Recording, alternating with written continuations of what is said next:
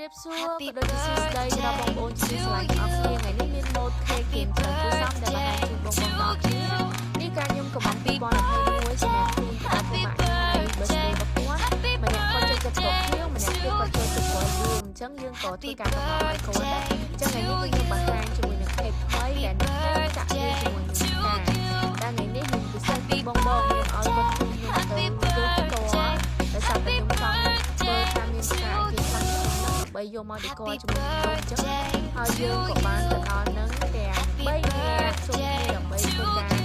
រើសជាមួយនឹងការអូបងប្អូនឲ្យច្រើនមែនតើហើយខ្ញុំក៏អត់ដឹងថាគួរតែជ្រើសរើសពណ៌ណាវាច្រើនពេកអញ្ចឹងបងហើយក៏សួរបងថាយកពណ៌ណាទៅហើយអ្នកថាខ្ញុំពណ៌ខមអ្នកថាពណ៌កធុំអញ្ចឹងខ្ញុំរើសយកពណ៌ស្វាយទៅចាក់ខ្សែខុសទេបងប្អូនគិតថាខ្ញុំពណ៌សយើងដេកជាមួយនឹងពណ៌ស្វាយគឺវាស្អាតខ្លាំងតែឥឡូវយើងហឺបានហើយតែខាត់បងប្អូនតើភ្លេចឈ្មោះផ្កាហ្នឹងហ្មងតែគាត់ដឹងថាកន្លះអូនវែងហ្មងហើយយើងក៏ធ្វើការត្រឡប់មកវិញបងប្អូនខ្ញុំក៏ជិះហេបងយើងចាប់ផ្ដើមមកធ្វើខេកដែល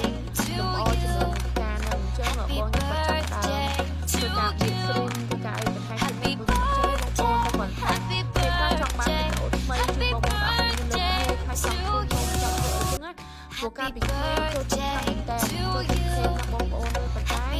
អត់មានសមត្ថភាពនៅក្នុងការទិញខេកញ៉ាំហើយក៏គិតថាបើសិនជាមានអ្នកដែលគាត់ទិញខេកឲ្យខ្ញុំតែឆ្លៃទៅវាក៏ត្រូវឲ្យតែបានខេកយកមកផ្លុំចឹងដល់ពេលខ្ញុំឡើងនឹងសម្ដែងដែរបងខ្ញុំបានខេកចឹងនឹងហើយឲ្យទៅពេលចង់បានអីចឹងទៅដល់តែគឺសហការបងប្អូនអើយនិយាយថាយើងយកខ្លាចតែមិនស្អាតវា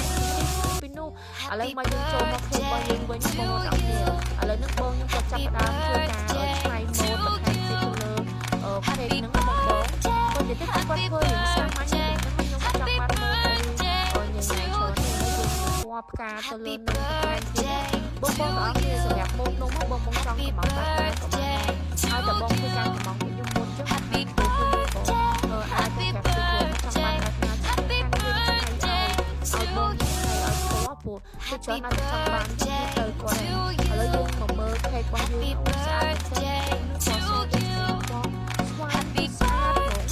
ដល់ពេញចិត្តបងប្អូនហើយអីដែលសំខាន់ខ្ញុំអូយយើងមិនខ្លាចខ្លួនឯងហ្មង Happy ដល់តែគេធ្វើអីធ្វើទៅការឆ្នៃម៉ូដនំឆ្នៃឲ្យឆ្នៃទៅមានតែបានតែនំគុំទេនឹងបងញ៉ាំរហូតចាលើនេះរបស់យើងរួចរាល់ហើយចឹងសម្រាប់បងប្អូនដែលគាត់ចង់ធ្វើការកំងខេកអាចកំងពីខេកអូវេបានណាអរគុណបងប្អូន